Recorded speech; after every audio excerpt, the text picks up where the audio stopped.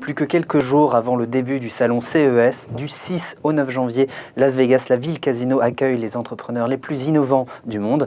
We Do Biz ne pouvait pas à cette occasion ne pas accueillir les entrepreneurs français, ceux qui vont représenter donc notre fier emblème.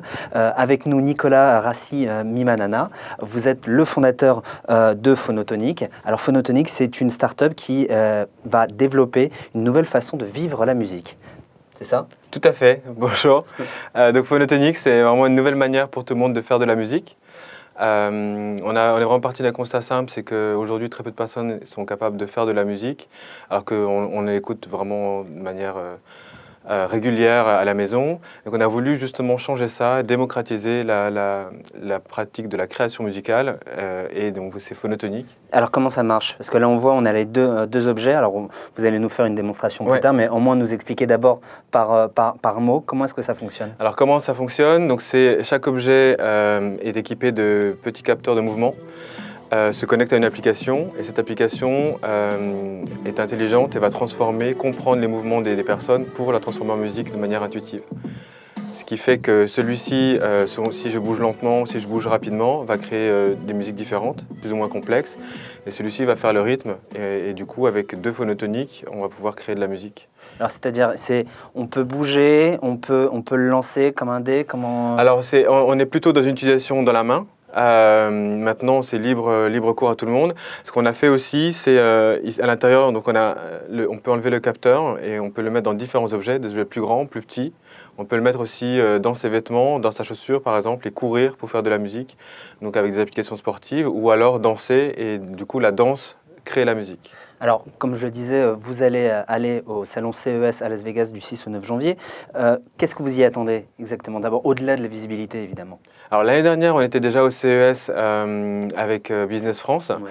On avait eu justement un très bel accueil de la part du salon, notamment médiatique, mais aussi business. Donc, grâce au CES l'année dernière, on a eu énormément de contacts avec des distributeurs. Donc, aujourd'hui, on travaille avec plus de 400 points de vente à travers le monde. Cette année, ce qu'on attend, nos attentes sont de renforcer notre marché américain, notre présence sur le marché américain, également en Asie, et aussi de nous renforcer, nous, en tant que marque, sur le salon. J'imagine qu'aller au salon CES, c'est aussi rencontrer des investisseurs. Est-ce que la question de la levée de fonds se pose aujourd'hui pour Phonotonic? Alors la question de la levée de fonds se pose complètement, et notamment pour une phase d'industrialisation. On a besoin de monter en puissance encore d'un cran pour pouvoir attaquer le marché américain. Est-ce qu'on peut vous demander, alors une grande fourchette, le montant, ou est-ce que c'est encore trop tôt? Je préfère pas communiquer dessus aujourd'hui. Et donc, on a besoin de cette levée de fonds à la fois pour l'industrialisation et également pour vendre nos produits sur le marché américain qui va demander beaucoup de support marketing. Alors qu'est-ce que vous allez faire cette année sur votre stand pour animer justement et pour donner envie encore aux chalands de se rapprocher de Phonotonic? Alors nous, on a plusieurs idées. Une idée qui est la base, la trame de base de notre stand, ça va être des démos, une démonstration. On a une démonstration qui est vraiment efficace et qui plaît beaucoup.